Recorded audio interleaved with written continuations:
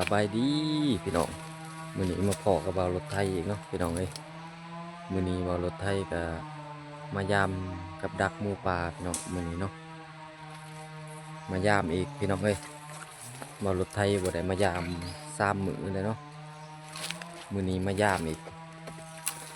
บ่ฮู้ว่าสิมานหรือบ่พี่น้องไปลุ้นนำกันเนาะว่าสิมานบ่ว่าสิมีห้อยมันลงอีกบ่เนาะอยู่ห้องนี่เนาะไปลุ้นกันพี่น้องพี่น้องลงมาจะเห็นหอยมูเลยเนาะนี่ดุดห้องพี่น้องเนาะ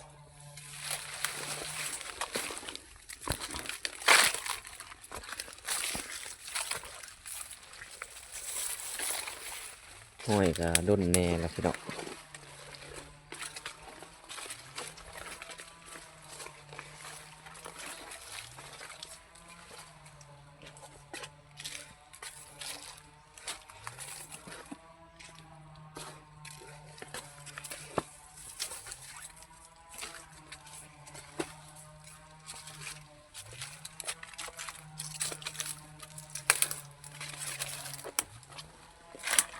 วันนี้ก็หกแน่พี่น้องเอ้ยกระบักใหม่เนาะ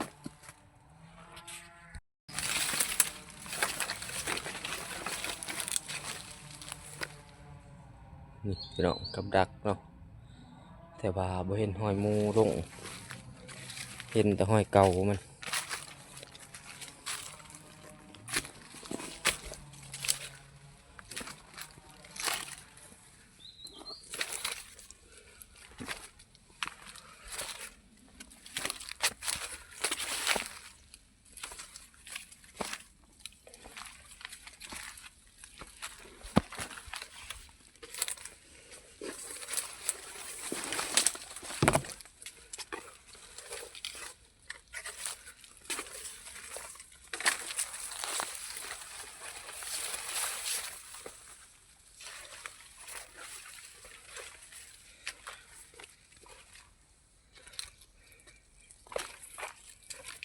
หนามกระบกเลยพี่น้องเอ้ยอยู่ห้องนี่เนาะบ่มีหนามเลยแห้งเลย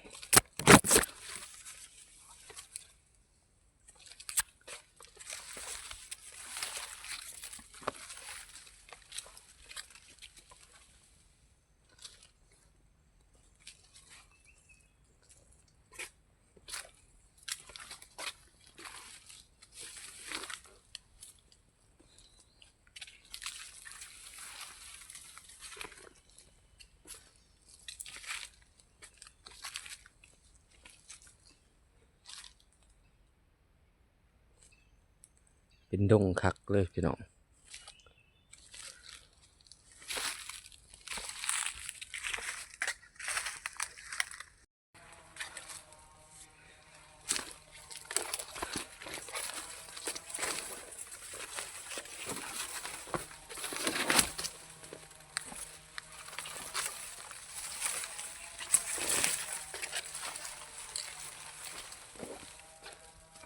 เป็นดงตึบเลยพี่น้องเอ้ย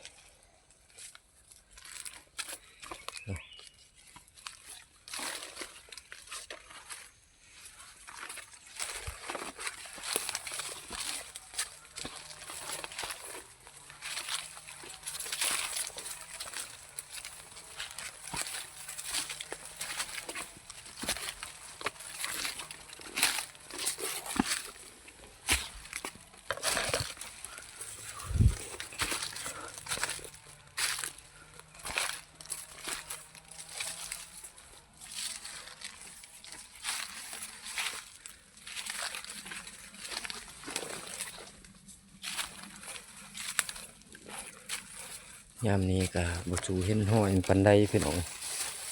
คือว่าคนกวนลายเนาะทางใดก็มีคนพี่น้องเอ้ย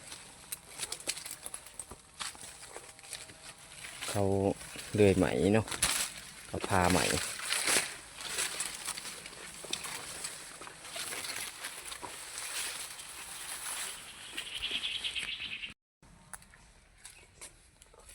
พี่น้อง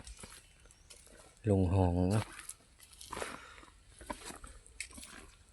ห้องนี้ยังมีหนามอยู่พี่น้องเอ้ย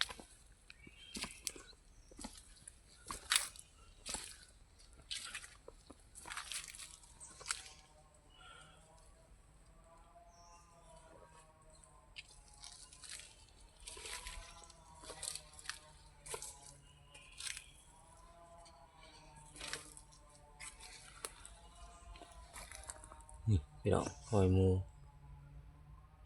หอยเก่าแล้วเนาะแต่มือนั้นคนแหละ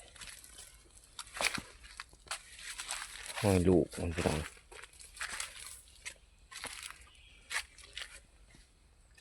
หมูตัวนี้มีลูกมันเนาะ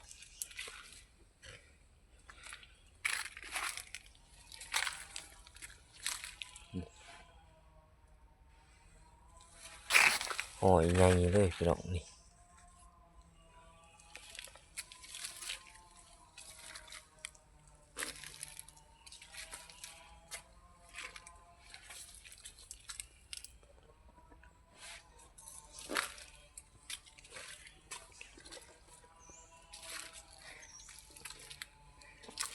มีแต่หอยแต่มือนั้นแหละพี่น้อง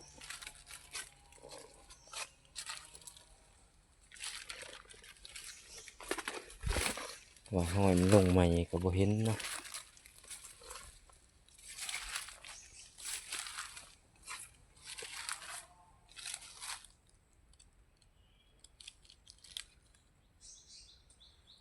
อยู่แย่เนี่ยก็มีพี่น้องหอยมันดุดเนาะดุด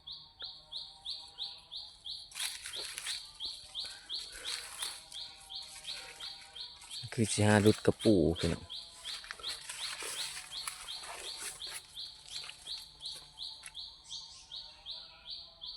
ลังนี้เราพี่น้องที่ว่ามันรุดเนาะ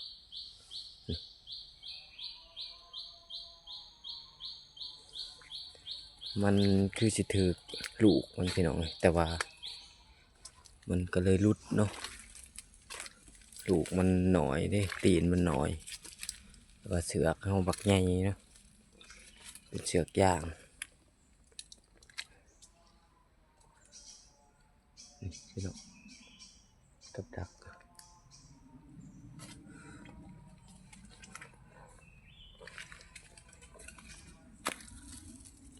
ห้อยผ่านพี่น้องเอ้ย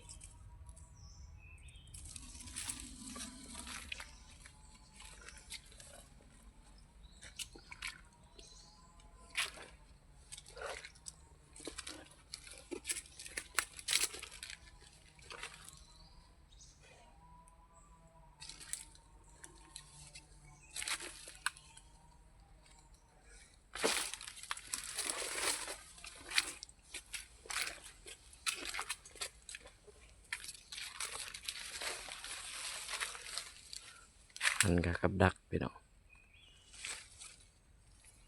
ตัวนั้นจะเป็นเสือกสีขาวเนาะแต่ก่อนก็ใส่เสือกแดงแต่ว่า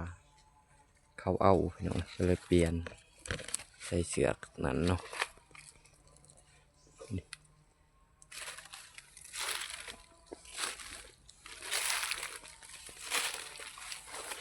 ยามมืดเลยพี่น้องเอ้ยเอาพี่น้องบอลไทยกับยามมืดเลยเนาะบ่มีหอยใหม่บ่มีเลยพี่น้องมีแต่หอยเก่าเนาะ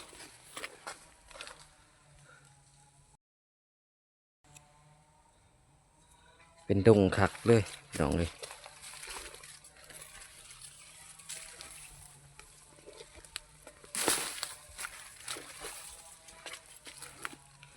หกลายเนาะเป็นดงคักเลย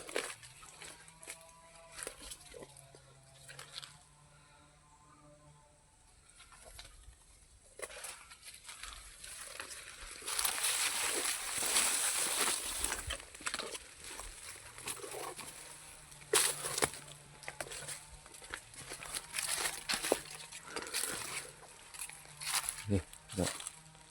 กับดักเนาะหางไหวผืนคอนพี่น้อง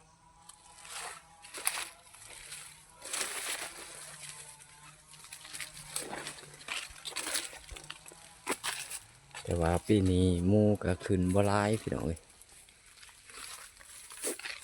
พี่ก้ายนี่โอ้ร้ายพี่น้องหอยหมูร้ายดีมันขึ้นมาเนาะ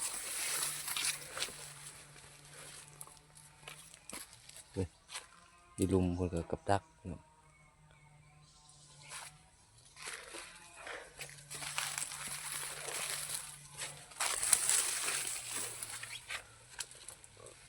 ปีนี้กหาหมูขึ้นมาบ่หลายพี่กายไปซื้อเนี่ยโอ้พี่น้องเอ้ยมวนหลายโอ้กระหอกพี่น้องกระหอก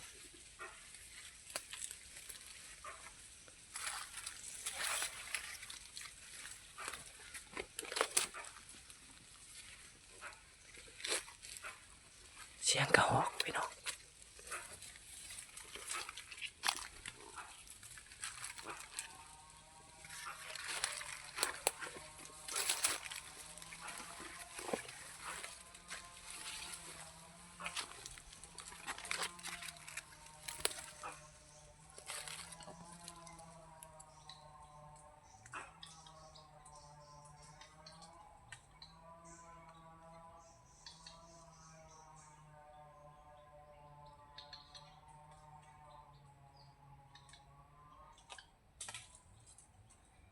เสียงกระหอกพี่น้องเอ้ยอยู่กกไหมพี่น้อง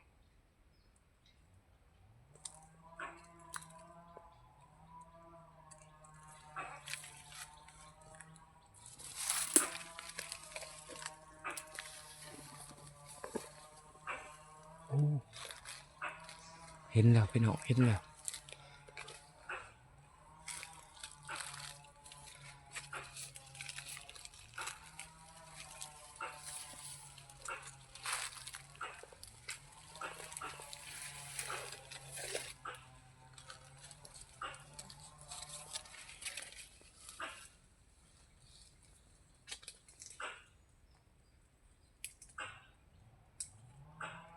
ตัวหมักใหญ่เลยพี่น้องเอ้ยเอารถไทยกับบ่ได้เอาปืนมาเนาะคิดว่าสิบ่พอพี่น้องเอ้ยบ่มาแล้วพอเนาะอันตัวบักใหญ่เลยพี่น้องเอ้ยกระหอก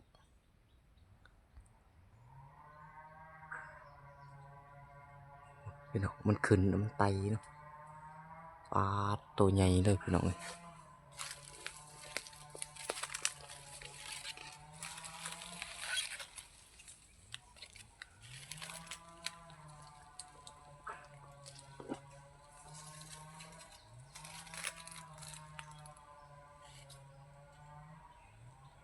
นี่พี่น้องอยู่เทิงคุณพี่น้องเอ้ย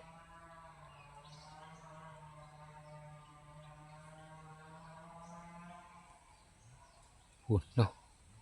ไตเซยพี่น้องบ่รถไทยก็บ่ได้เอาปืนมาเนาะ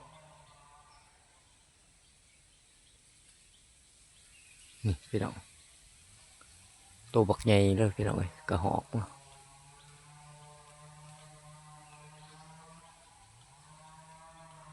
ปลาเสียดายพี่น้องบ่รถไทยบ่ได้เอาปืนมาเนาะมาแต่โตมันนี่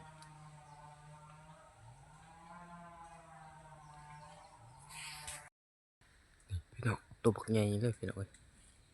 กระหอกเนาะปลาเสียดายพี่น้องบ่ได้เอาปืนมา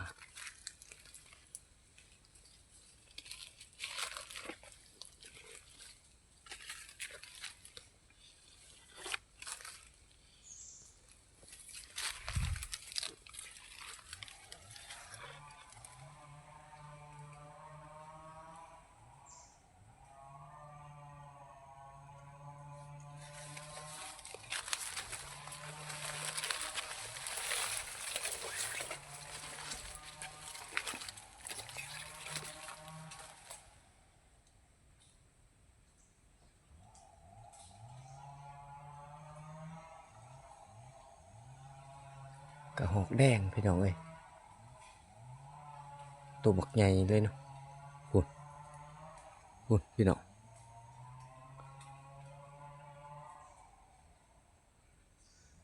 แหนมกับเห็นปานใดพี่น้องเอ้ยมันหกเนาะ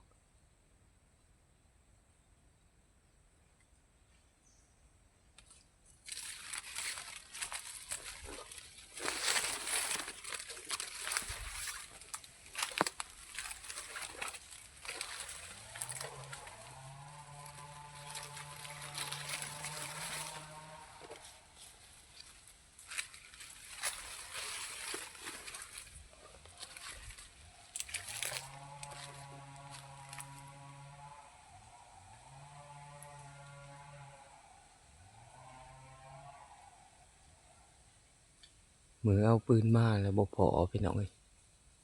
ข่อยบ่เอามาแล้วพอเนาะ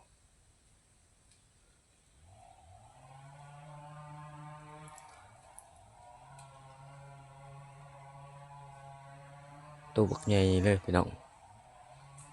นี่เนาะมันขึ้นต้นนี่มันขึ้นต้นนี่อยู่เทึงพุ่นแล้วพี่น้อง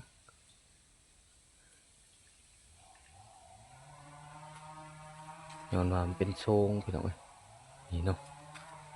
เป็นโซงหกพี่น้องนี่ฮะพี่น้องยังอยู่เนาะอยู่เทึงพี่น้อง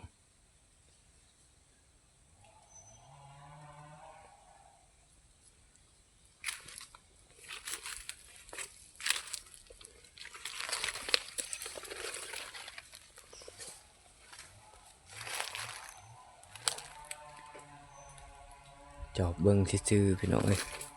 บ่ได้เอาปืนมาเนาะเฮ็ดหยังบ่ได้พี่น้อง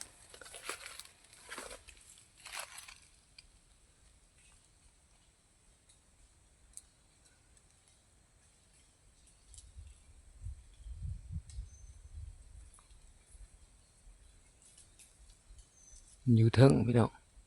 พุ่นเนาะโอ้เฮ็ดหยังบ่ได้พี่น้อง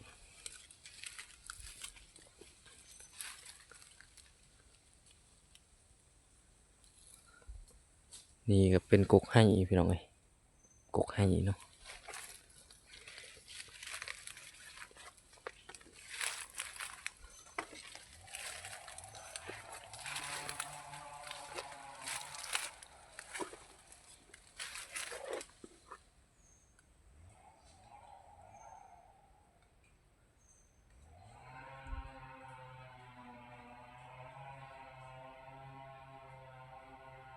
มันเป็นโชงคักลายพี่น้องก็หอกอยู่เทิงหมดพี่น้องเอ้ย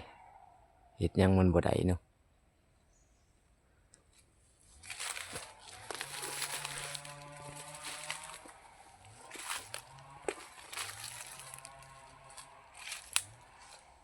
พุ่นพี่น้องพุ่นเนาะไปแล้วพี่น้อง